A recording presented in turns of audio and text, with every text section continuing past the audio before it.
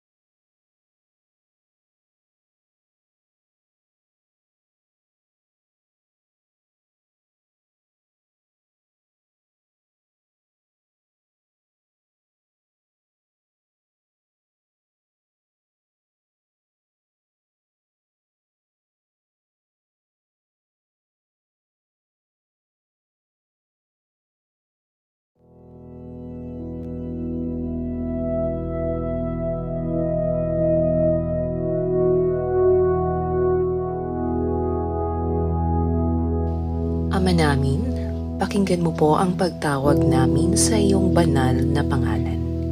Basbasan mo po ang aming pagtitipon at kami kaluguran mo sa araw na ito. Pagyamanin mo po, Panginoon, at maging nakaayon sa iyong kalooban ang aming pagkikita-kita mula sa simula hanggang katapusan. Masalamin nawa namin ang layunin mong dakila sa aming buhay at may sagawa namin ngayon ang aming mga gawain na may kabutihan at pag-ibig sa aming kapwa.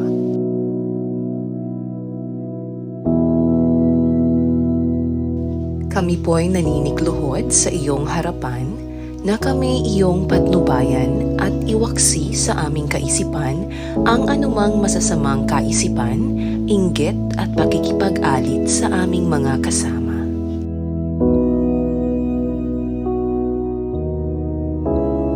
Bigyan mo kami ng sapat na lakas at katalinuhan upang maibahagi naman namin ang aming makakaya sa aming mga kasama sa pagtitipon na ito.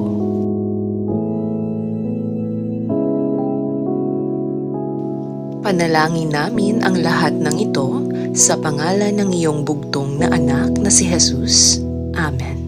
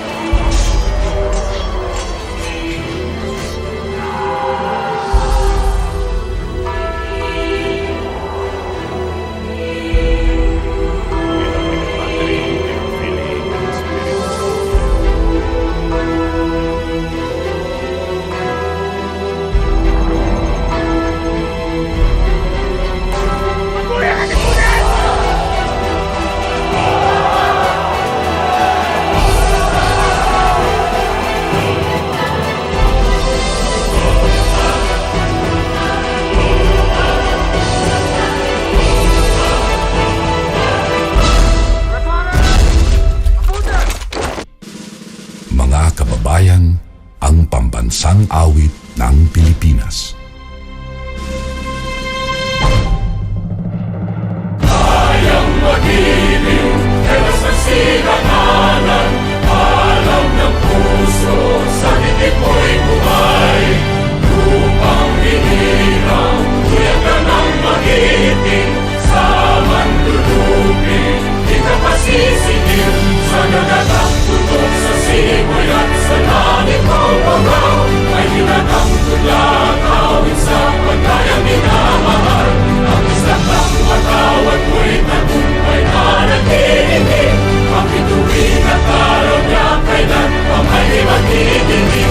Luman ang araw ng walhaging pagsinta, buhay langit sa piling mo. Aming ligaya na pagkay ng amin, ang mamatay ng dahil sa'yo.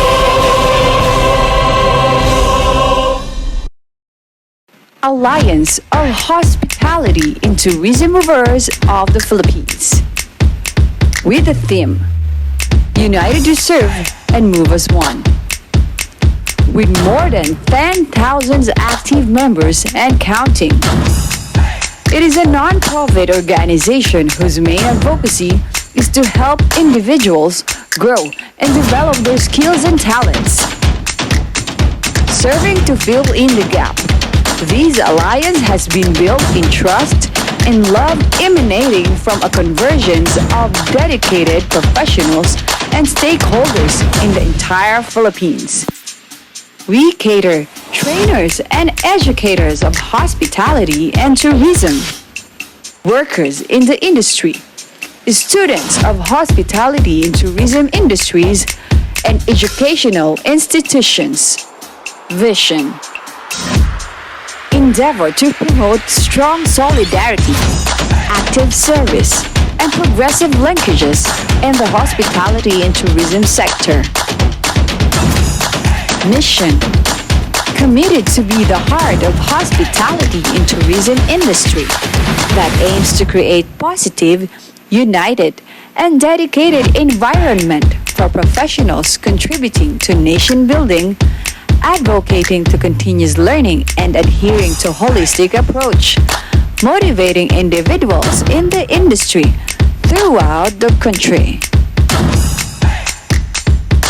Objectives: to unite educators, practitioners, students, individuals, and industries for a common good of promoting hospitality and tourism programs in the Philippines. To provide programs, projects, and activities for knowledge building and skills acquisition.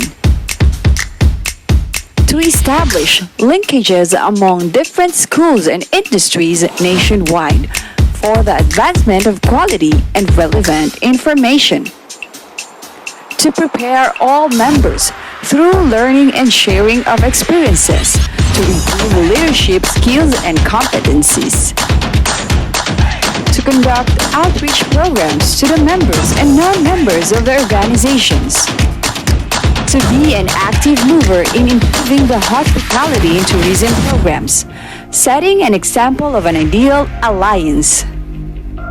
To serve as an ally of different government sectors, such as the Commission on Higher Education, Department of Education, Technical Educational and Skills Development Authority, Department of Tourism, among others. To be the leading alliance in promoting hospitality and tourism programs of the Philippines nationally and internationally. Our core values: unity, service, and efficiency. Membership benefits are the following: privileges of attending events, exclusive invitations to attend ATOM national and international events,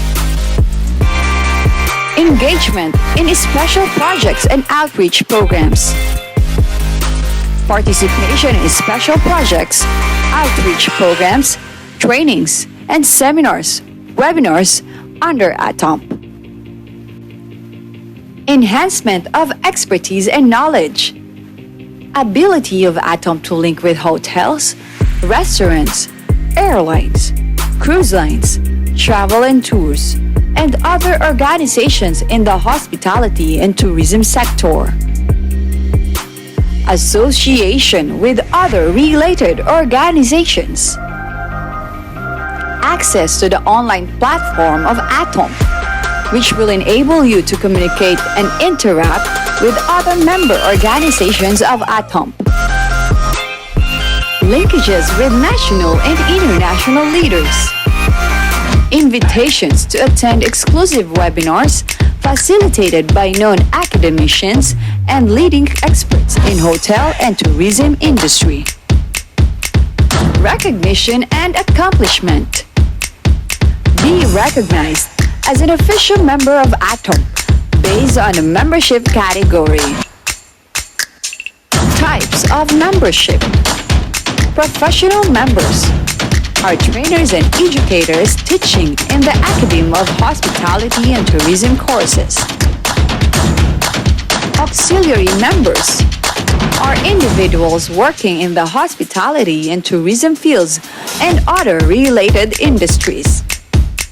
Associate members are students enrolled in a degree towards working in the hospitality and tourism industry.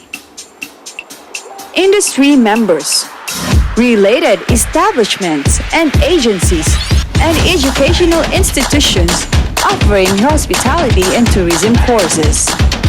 All members will be issued a certificate of membership based on the type of membership applied for.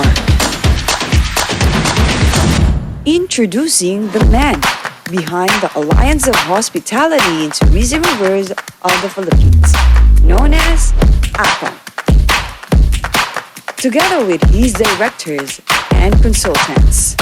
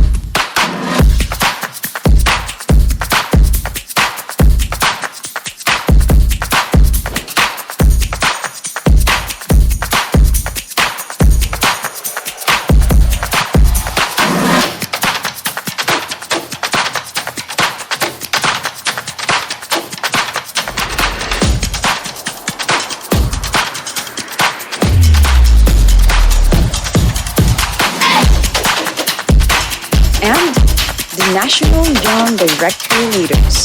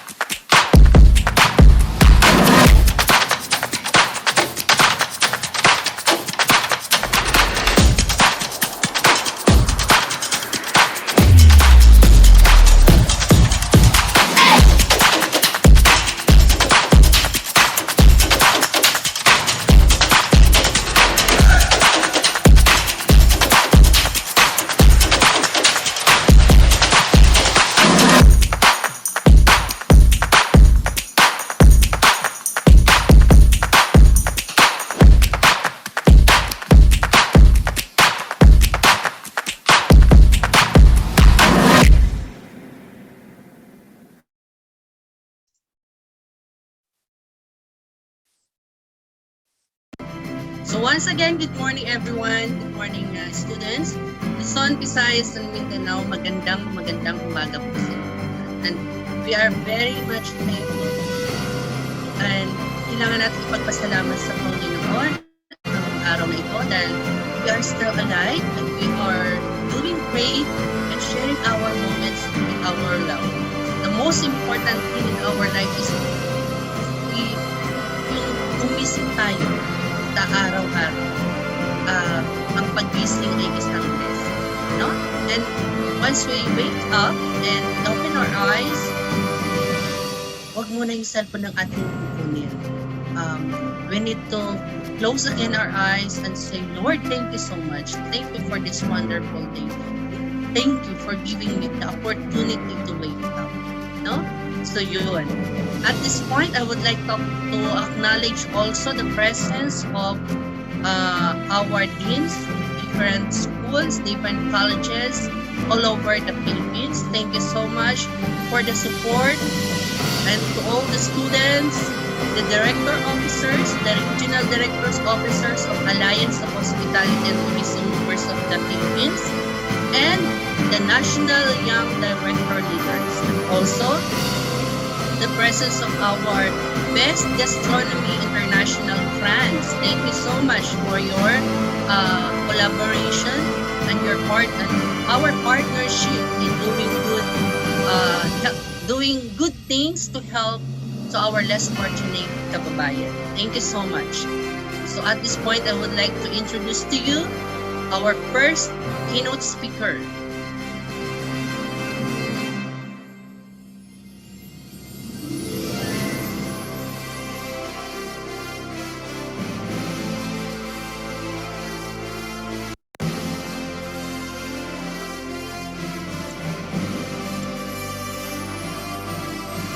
Okay, here we go, our first keynote speaker.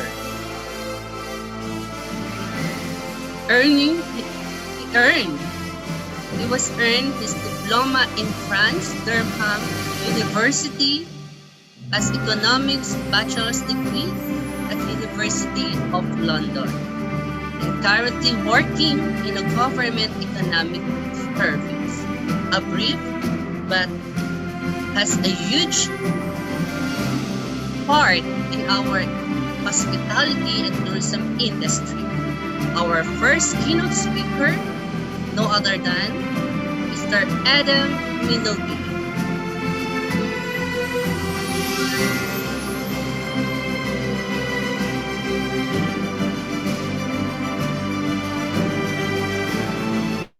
So ayan po,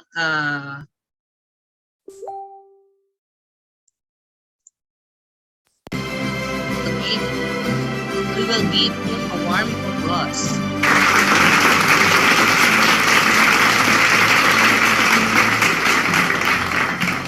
So, andito na siya sa ating data. Oh, I see.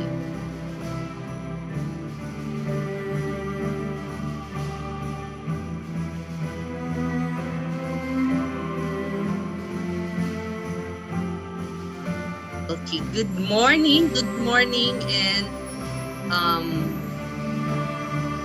Sir Adam.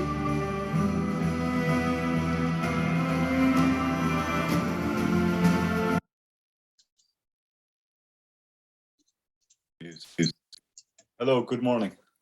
Good Good morning, morning to Sir the Philippines. Adam. Good morning. I know, I know you'll have an early morning there. Yeah, it's a bit later here. Oh, I'm sorry, but I It's would like okay. to It's okay. thank you. I would like to thank you very, very much for accepting this moment to share all the students out there in the Philippines from Luzon, Visayas, and Mindanao. Thank you so much, Sir Adam, for your confirmation. Thanks very much for having me.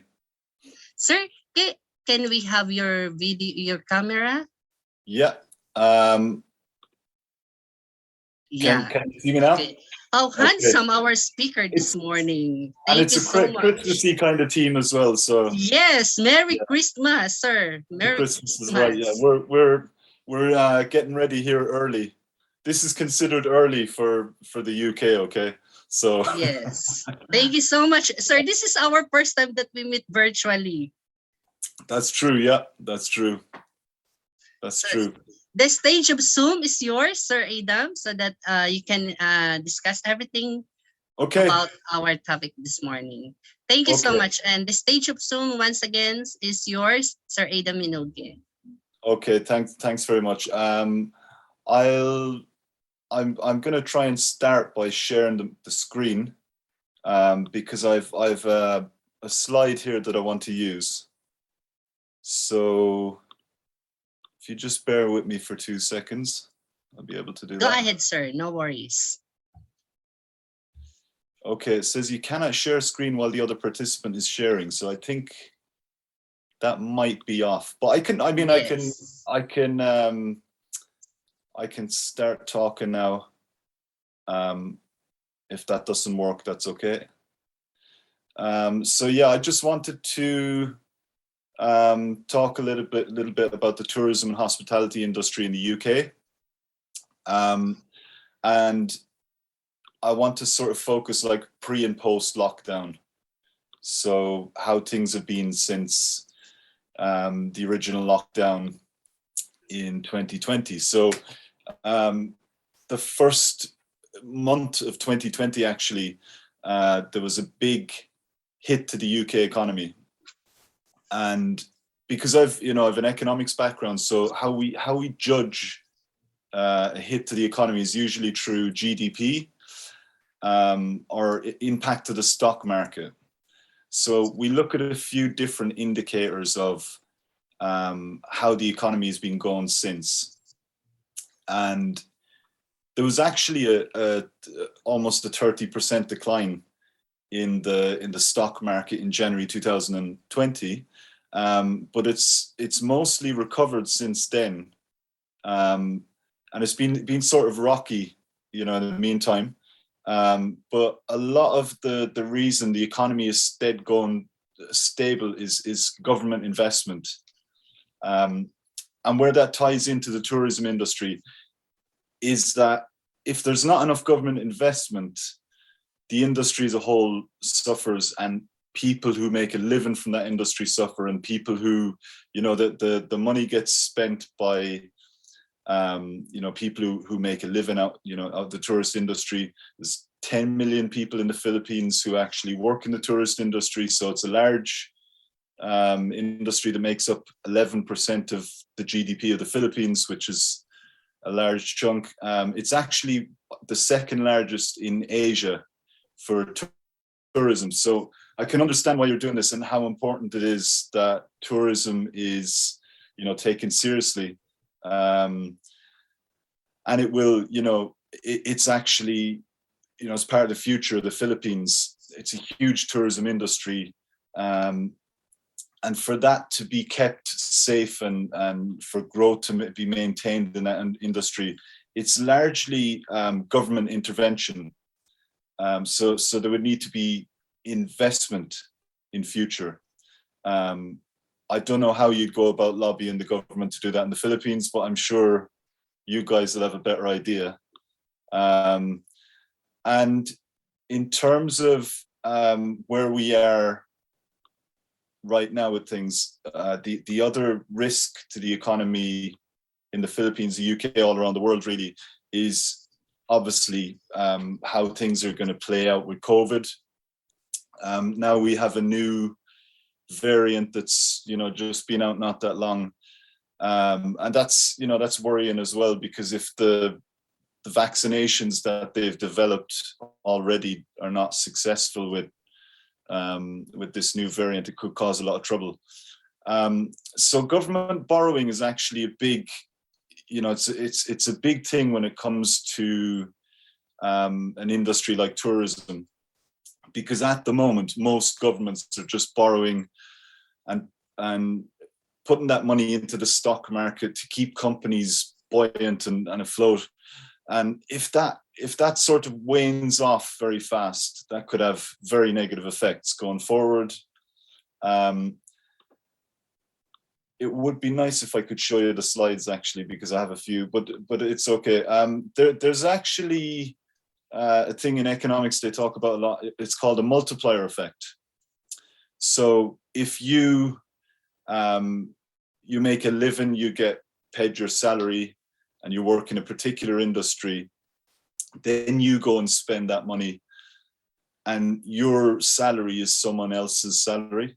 So, as money is invested into economies, that trickles down, and it has a sort of it has what they call a multiplier effect. Essentially, the government may invest $1 billion, but the actual total effect could be 20 billion. So in a case of, in a situation like we're in now at the moment with the tourist industry being in a bit of chaos, it can cause negative multiplier effects. So essentially, if people don't get paid, if they get laid off, they don't get paid what they used to get paid, well, then other people suffer, and it trickles down that way. And I mean, it's not all negative. A lot of it is actually to do with how governments will plan going forward.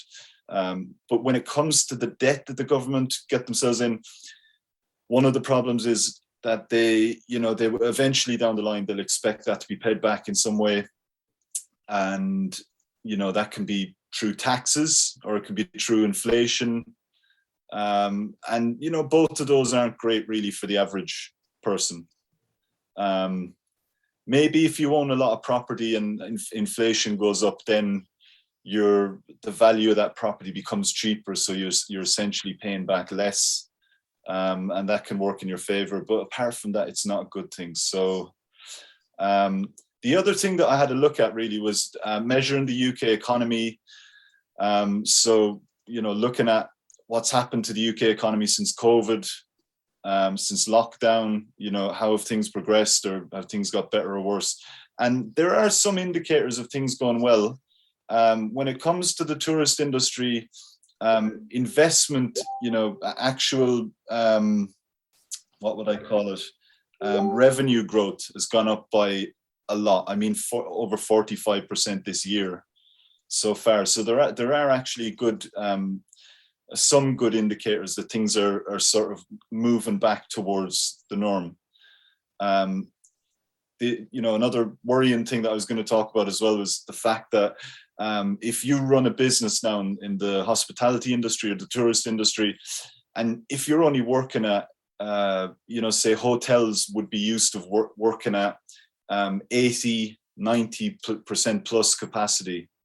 And that would be their, that maybe 80% capacity would be their break-even point.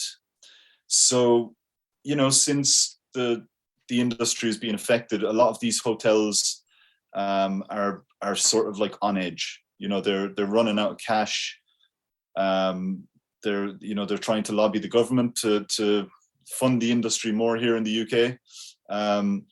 But what will essentially happen is if things don't change and they don't improve, the current rate of capacity now in hotels, and I think it's running around 70%, so it's pretty low, which means that most hotels are losing money. So for the industry as a whole, that's very worrying. and hopefully that will change in future. Hopefully the government takes note of things like that. So the way forward for the industry, really, this is my personal opinion, and I guess everyone's going to have their own opinion on how things will play out. I've heard a lot of predictions from academics, from people working in industry for many years, and some people that I looked up to, they give predictions of what would happen 2 years ago, and like no one's got it right. No one's been able to predict it with accuracy anyway. So in terms of how things are going to move forward, I mean, I think government investment needs to be a priority. And I think without that, the industry as a whole is very vulnerable. Unless, there's a new vaccine hopefully comes out soon and everything's sorted, or a new medication that they've developed. But yeah, that would be my conclusion. That it's not all negative. I'm trying to not make it a negative story. There are lots of things that look very good. Certain things are moving back towards the way they were pre 2020, and that's a lot of that is to do with how governments have been managing this. So I'll leave it at that, and I hope you enjoyed it. Okay, Sir Adam, thank you so much. A brief but very informative message. At this point, can we have some questions from our students, or do you have any clarification? Okay, guys. Okay, there's an anonymous question here, Sir Adam, that how is it the tourism industry in your country? Sorry, what was the question? How is the tourism industry in the UK? Yes. Well, actually, the tourism industry in the UK makes up a large part of the economy as well. It's a bit similar to the Philippines, in a way that a lot of people work in the tourism industry here. And what I've seen personally is a lot of businesses like car hire businesses, hotels, restaurants, you name it. A lot of businesses have been hit really bad since the original lockdown. And we've had a system here where businesses have been able to get money off the government just to get by, just to survive. But right now at the moment, things are pretty normal. People are living their lives as normal here. It's gone back to the way it was, back probably in the early days, of COVID. So a lot of progress has been made, but the downside is hearing that there's a new variant, now that's been in the news for the last 2 weeks here. And if that turns out to be, something of a problem, maybe we can have another lockdown again, which is really sort of disheartening news to hear. But I guess, people's safety is first. That's, what can you say? That's the best route forward. So in a way, the tourism industry here is sort of, I would say it's suffering big time.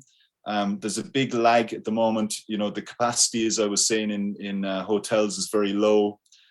It's not sustainable over the long run. So over the next few years, the tourism industry here definitely needs a lot of government investment. And the good thing about the UK is, we have a central bank. We can print money here, just add a zero to the bank account and invest. So I guess in a way, Philippines, I think, has a central bank as well.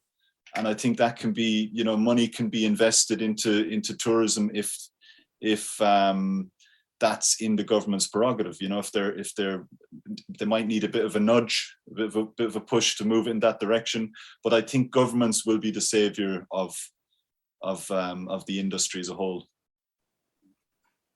Okay, sir. There is another question here. Is how did you get up during the pandemic? How did I get up? Yeah, there's a question here from That's a good anonymous question. attendee. That's a good question. It was very difficult to get up, very difficult. And you know, when you're working from home as well, you know, you can get a bit too relaxed. You know, a bit too relaxed. I was lucky that where I live right now, there's a park not far across the road, and the park is 5 miles long of woodland. So, for me to be able to get out of the house in the morning and go for a walk and then, you know, do my work or whatever, it made it, you know, things a lot easier. Is that what the question was asking, by the way? How did I get up in the morning? Yeah, during the pandemic, sir. During the pandemic, okay. Yeah, maybe during the lockdown. During the lockdown, yeah, Yeah. okay. So I hope another I question. answered that. I hope I answered Yes. that. Another question here, sir. Sorry. What are your prediction in tourism in 2020 and in the coming years as an economic graduate? I think the prediction is very hard to make, because usually what we do in economics is we use a lot of models, and there's a thing that they always say from the first day you start studying economics: ceteris paribus. It means when you've got all these variables, you hold them all equal. So you just ignore a lot of variables and you concentrate on the ones that are the most important. But the problem with the future and the tourism industry is it's very hard to predict, because so many different things can happen. And I've heard so many predictions over the last 3 years. So I'm not sure it's a good idea to predict. But if I was to just guess, you know, a total random guess, I would say that providing there's, you know, COVID has been taken care of and the new variant doesn't give us trouble, I think that money will be invested in the tourism industry, and I think things will pick up eventually. I don't think it'll be just a single country effort. I think it'll be a worldwide effort, and something that's more coordinated. So, you know, possibly America, possibly China, but I think it'll be a more of a global push to bring that industry back to, you know, some form of strength. I think the airline industry's got really badly hit. And since this new news has come out now about the next variant, you know, stock prices of airline companies around the world have just plummeted again. So a lot of these things are very hard to predict, but I would guess that providing things go okay with COVID, maybe 4 or 5 years, things will be back completely to normal, if not, you know, high growth again. And I'm praying for that as well. Yes. Yeah. Thank you so much, sir. Sir, another question here from our attendees is, hi, sir. Are there any trends or coping mechanism in your country during the pandemic in line with tourism and hospitality industry? Sorry, is there any trends or coping mechanism? Trends or coping mechanism? I think the coping mechanisms are largely government-led initiatives. So, you know, individual companies would not have been able to sustain their businesses through the lockdown unless there was help from the government. So here we had a scheme where businesses could get, you know, paid a lot of money to let their workers stay at home, and they would be able to pay their workers a certain amount, maybe 80% of what they were earning before. And that was largely the main coping mechanisms for a lot of businesses that were struggling in the tourism industry. If you're, you know, if you run a business that's very profitable and you didn't, you know, have any struggles, then you wouldn't be able to avail of the funds. But if you're a struggling business due to COVID, which the majority of businesses in the tourism industry were, so that they managed to get funding from the government. Without that, there would have been a, you know, economic collapse here. Yes, thank you, sir. So, sir, another question from our attendees. Despite of the ongoing pandemic, what can you say about the aspirant students who dream to be part of the hotel and tourism someday? I think, you know, in the past, if you look back in history, a lot of industries got hit very bad throughout history with with recessions. They say we've had a recession every 7 years on average for the last 100 years. And I think if you are planning to have a career in the hospitality industry, I don't think the current problems or the last 2 years should change your view. If that's what you want to do, if that's your dream, I think you should still go for that, because if we go back to 2008, when they had the massive financial crash in the US, the construction industry in many countries was the biggest industry that was hit at that time, and anyone working in construction back in those days would have been in a tough place. But then fast forward a few years, and things are back, things got back to normal, and since then they've progressed. So I guess the thing is, every industry eventually will get hit, and if it is your goal and something you'd love to do, I don't think the current situation should change. Yes, I agree on that. Sir, another question here. Our students are very much active in asking a question to you. I'm surprised. Yes. They're not like that here in the UK. Another student asking is, good morning, sir. Does your place already recover with the hit of COVID-19? It's in some ways it has recovered. A lot of industries are still managing to operate kind of as normal, but I don't think they know the full extent of productivity and working from home yet. And I think when it comes to maybe a year down the line, they'll figure out that productivity was lower. I'm guessing it's going to be lower, but that's a guess. And I think some of the things that have really sort of bounced back are growth. They've had a lot of growth in businesses in general over the last year. So it's sort of hit a cliff edge originally, and then I think since then, things have been picking up bit by bit. If you look at the stock market here, the FTSE 100, they're essentially back to the levels they were, before the first lockdown here. So a lot of that gives you an idea of the money that's been invested in companies in this country. So I'm not sure what the equivalent is in the Philippines. In America, they have like the S&P 500. You can look at that, and that gives you the market capitalization of the top 500 companies in the United States. And then you can use that to gauge how the economy is going, because if businesses are declining in any economy, it sort of gives you an idea of how the economy is going. I mean, they're the biggest companies here in the UK in the FTSE 100, so it does make a difference. But in terms of things that are still lagging, I think when you look at government debt has gone up a huge amount.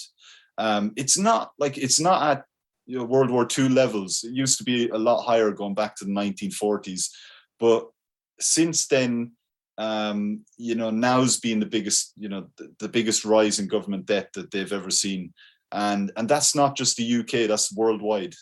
So there's huge amounts of debt that's been taken on by governments, and that's to people who work in finance, economics, that's slightly worrying. If there's high amounts of government debt, they have to fund it, they have to pay it back in some way. And a lot of them try to balance the books and then maybe impose austerity on people as well, which isn't very nice. So it's 50-50 at the moment, and maybe a bit too early to tell.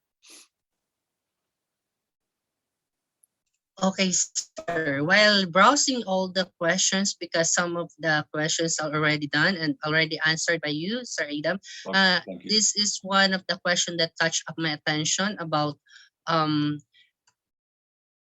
sir, I am Harry Potter fan and I want to visit your country someday. I would like to experience to stay in a hotel in UK. How would you describe hotel services in your country? Thank you. Okay, well, I used to live beside, it's a big station it's Waterloo Station in London. And people arrive there from all over the world. You know, they get when you fly into the country, usually you get transported to that station, or there's another station, Victoria, and in those big stations they have like sort of like a team of Harry Potter, where tourists sort of flock over to, and they want to get pictures beside these, you know, these Harry Potter, what would I call them? Kind of like waxwork, you know. So they you know, that's a big thing here in the UK. And I think if the question was about Harry Potter, right? Yes, and he want or she want to know about the services of hotel in UK. Services of hotels, okay. Yes. Because in in the Philippines, sir, we are very much hospitable. If you experience that here Yeah, I during the did. time that you are here in the Philippines. Yeah, I did Yes. experience that in the Philippines, and So how it's about like, in UK, sir? to be really honest, I don't think the UK compares in terms of hospitality. I think hospitality in the Philippines is probably, you know, at the very top of the worldwide table in terms of how, you know, Wow. I've never experienced anything like it. And I've been in other Asian countries as well, but I've never experienced hospitality like I did in the Philippines. So I don't know. I think the UK probably doesn't come that high in terms of Wow. yeah, just a Sir, different. there is one school here that invited you to, if you want to visit in the Philippines once again. They Okay. invite you in Bohol. Have you been there in Bohol. Bohol? I have not been to Bohol. I Oh, come think, on. yeah, no, I've not been there. It's a very nice place. Other Okay. than you've been in Palawan, right? I went to Boracay. Ah, I went Boracay. to Puerto Galera. Mm. Puerto Galera, yeah. Bohol, not yet. No, not yet. Not yet, Okay. no. So there are lots of students from Bohol are they want also to be your tour guide. Okay, that's, you know, that's a great invitation. That's a great invitation. When things get, you know, when things are more normalized, when I go back there again, I probably would take up the offer. Yeah, that'd be fantastic. And also in Samar, the hidden paradise in Samar. Okay, I need to bring an umbrella with me, right? Why?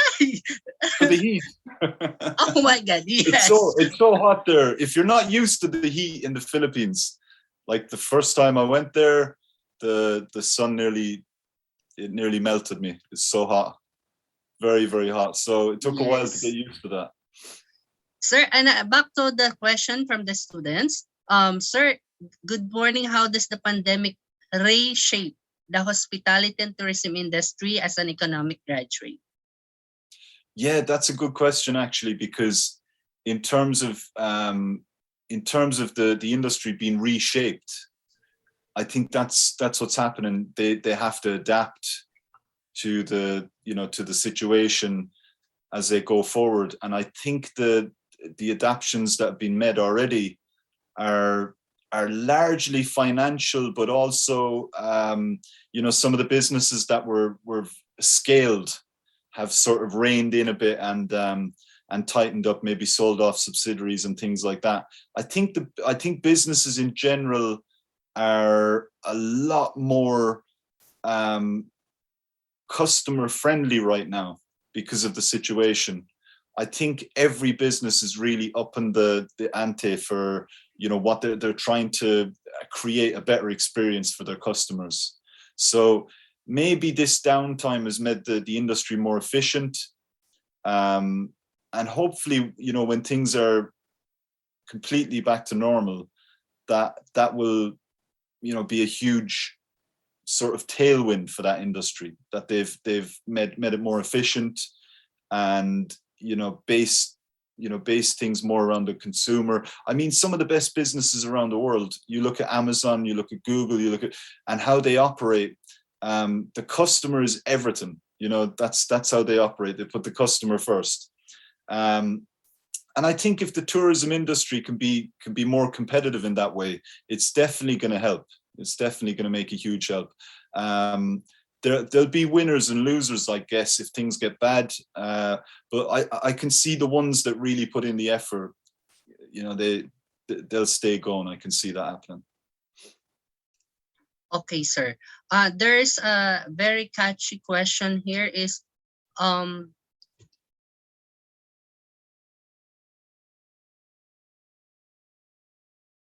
oh my God, where is it? I hope it's not another Harry Potter question. Another question here is, we have flooded question from different students all over the Philippines because our attendees sir is from Luzon, Visayas, and Mindanao. Oh, okay. Yes. Wow. Maybe it's a worldwide, or it's a the whole country. Okay. Very Yes. good. That's why, and these students are taking up hospitality and tourism management. That's why they are active about the tourism industry. And we are very much lucky that you are an economic person related to the industry. Without the It does economic, actually, yeah, it yes. does have benefits because if you look into the details of the of the industry, it's a lot more. You're given the tools to do that with economics. So yeah. I'd advise Here we go, sir. anybody that doesn't want to continue Yes. with hospitality. Yes. Back to the question, sir, is aside from investing money, as what you said a while ago, what are other things that could be invested in tourism and hospitality industry these times amidst pandemic? So what are other things that can be invested? Yes. During this time? Yes. I think that's a really tough question, because there's when businesses aren't operating at full capacity, it's very hard for the government to move in or help to come in from externally, essentially, because all that's happening when lockdown happened here. The only thing that was happening to prop up those businesses was borrowed money being pumped in to keep them afloat and things like that. In terms of other help that they could get, I think it's unfortunate because governments don't always do things the way people want. The governments don't always manage to get results. But in this case, it's sort of like the whole industry is definitely relying on the governments to push forward investment and to sort of bring them back to where they once were. And I think unless capacity is improved, so unless things are more normalized, and COVID is the biggest obstacle. I mean, if they, if that was eradicated right now, I think things would go back to, there'd be some of the biggest growth figures I'd say ever recorded. The industry would definitely be back on its feet, but between now and when they have that sort of when they have this pandemic sort of more in control, I think it's very, very hard to predict, because investment doesn't really help unless a business is actually operational, if that makes sense. Maybe not the best answer. I'm trying to give an answer in terms of where would be the best business. I mean, if things were normal right now, then then for governments to invest in promoting the industry as a whole would be a good thing, because I'm sure even if things return to normal, there's still going to be hesitant consumers, that will, they might have wanted to travel, and then this pandemic came along and they're not sure. And I think the industry needs a boost of confidence when things return to a more normal stage. So yeah, that would be it. Okay, sir. Yes, I agree with you. And I think we need to last two questions, even though sorry to all the questions that we cannot entertain or read, because we have a lot of allotted time only for the Sir Adam, because it's already 2 a.m. in the morning there in the UK, and he needs to rest, no? And I'm enjoying this, don't worry. oh, really? Okay, sir. Another question here is, Do you think, sir, there is a positive effect of the pandemic to hospitality and tourism industry? If any, what is it? I think what it is maybe that the individual companies will become more robust. They'll, things will be, I think things will be, there'll be efficiencies definitely made in the industry. So anytime there's an industry gets hit badly, you'd be, it's amazing how resourceful people can be. And it's amazing how resourceful businesses can be when things, when difficult things come along.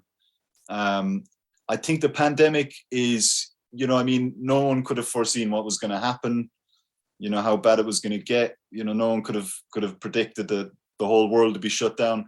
But I think the overall effect, I think, if things return to normal, that's the overall effect, I think, will be in the long run, the long term, I think it'll be a positive one. I think the industry, for any industry to weather storms, it's always the best businesses in the world will be able to weather storms. And I think it will, the industry as a whole will become strengthened because of COVID. So, maybe it's a double-edged sword in a way, but I think there are positives that will be more or less revealed, I think, when things return to some sort of normality. Hope that answers your question. Oh, I think I've lost volume here. Sorry. I don't know what's happened. I can't hear you now. So I can hear you now, actually. Sorry, yeah. There's another question here is, I would like to ask if there will be a possibility that your country will hire a fresh graduate applicants from tourism hospitality courses, knowing that we graduated from this new normal learning system. Thank you. The new normal system, learning system, is the new platform here in the Philippines. Like, they can go to the school for the face-to-face. They only go for the online platform, virtual. Okay. And some of them are module. Yeah, so a lot of them are working from, like, doing their work from home rather than going into classes and things like that. I guess, when I can tell you from personal experience that employers here value Filipinos very much so.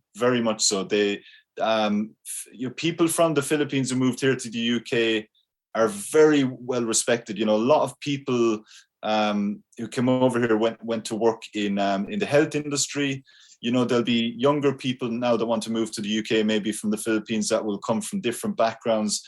And I think if you're in the hospitality industry and you want to work in the UK, I think employers would look at you favorably, because they can see Filipinos that are here. They're very hard workers. They're very, very dedicated.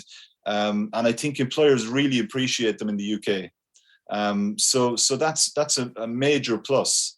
I think I actually, just last week, there was a story I'd seen on the news, and it was this guy that had qualified. He just finished his university degree, and he didn't go to a well-known university.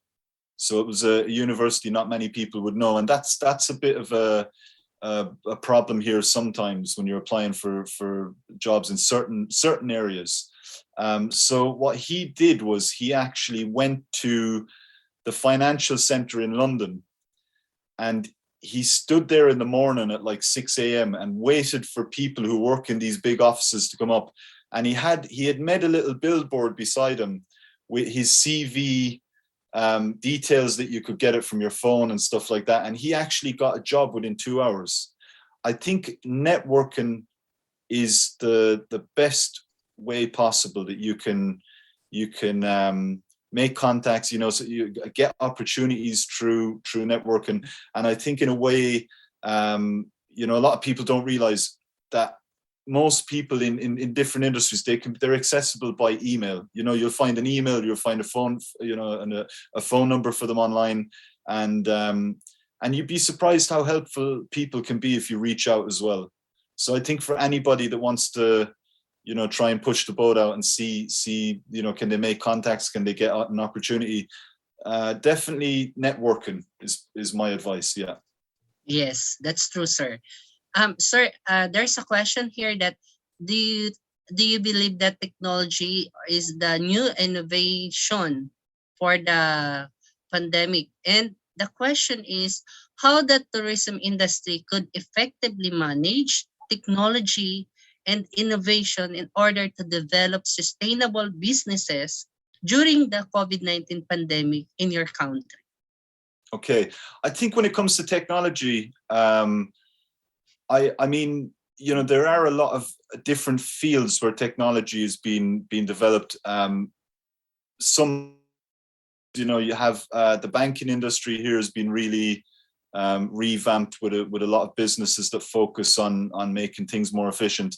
And I think, in the hospitality industry, when it comes to payments, when it comes to dealing with companies, when it comes to everything down to the interface they use for making bookings. I think technology it'll be a huge help. I don't know how much of an impact it's going to have. The hospitality industry, when we're talking about hotels, it's largely an asset heavy industry. There's the investments are made by these businesses. They sometimes technology can be very, very useful in certain ways, but for the hospitality industry, it depends on how that's used. It depends on whether that's making efficiencies, or is it just going to be like essentially I would say it's similar to Google Maps and things like that. People thought the world was going to become a lot more have a lot more productivity. Things were going to be made easier for people. They had a million predictions on how much this would affect the world, but in the end it didn't have that sort of effect they were hoping for, and they didn't measure any productivity increase from all this new technology. So I'm not anti-technology in any way or form, but I think there's limits to how much technology can improve or make efficient the hospitality industry, because it's largely a people-focused business where face-to-face interaction is necessary. And I think it won't be like some tech company in California where you can get rid of all the employees and just have a machine. I think that's not going to work. I'd be very surprised if it did. So I hope that answers the question. Yeah. Yes, sir. You did it. Sir, there's another question from our student attendees is, do you think human approach can replace the robots in the hospitality industry? Can the robots replace the humans? Would that be it? In some way? Yes. Okay. Yes. Okay. Based on the hospitality services. I guess in a way, if you look at big companies like Amazon, who people thought there's no way that back in the day when they had books, lots of bookstores around, people in America thought there's no way they'd be able to get rid of these businesses. People love coming in, they love socializing in these places, talking about the books they're reading and whatever. It's a social experience. But actually, you fast forward 2 decades and they're all gone. And then you have this big, gigantic company that's, it's different in the Philippines. Here in the UK and in the States, they got, the convenience in terms of how people shop is very different. So here companies like Amazon have just taken over completely, where you can order something online and then it's at your door the next morning. And I think when it comes to human interaction in the hospitality industry being replaced by robots or some form of automated system, I think it is a possibility. There are some hotels that they sort of work to the edge of what they can get away with, even currently, in terms of staff that they have in their reception and stuff like that. I mean, they minimize the staff costs as much as they can. But I think the human element in and I did say this earlier, but I think the human element in the hospitality industry is far too important to be eradicated completely. Distinct possibility, but I think it's going to be something that might happen over 50 years rather than the next 5. Yes, precisely yes.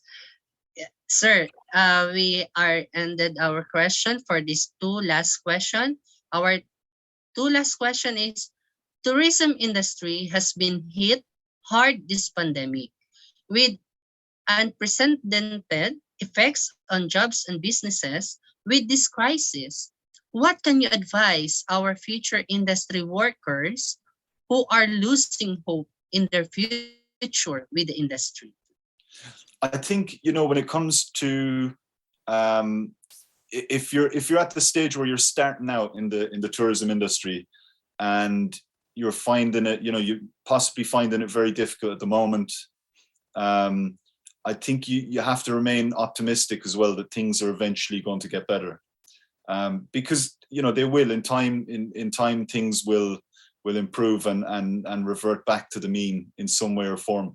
But as for something maybe to do in the meantime, like there's a lot of skills that can be learned in different areas in hospitality, and I think when you're young, and if you have the if you have the drive and you stay in that industry and you work hard and you learn everything you can, maybe you won't get paid well for a certain length of time, but I think in time, if you take the opportunity to learn them skills, so look for work where you're going to learn, and look for work if you can find work where you're going to learn, you'll create more opportunities for yourself going forward. And I think that's probably a good use of your time and resources, in this current climate anyway.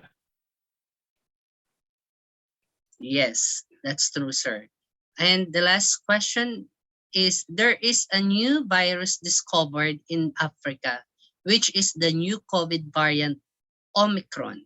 My question is, does this threat can hinder the tourism or hospitality industry to go back on operation? And what awaits to the graduating students in this industry? We have like a chief medical advisor here that advises the government, and he, I read something recently where he said that the scientists are sending data on this Omicron variant. It's arriving every hour.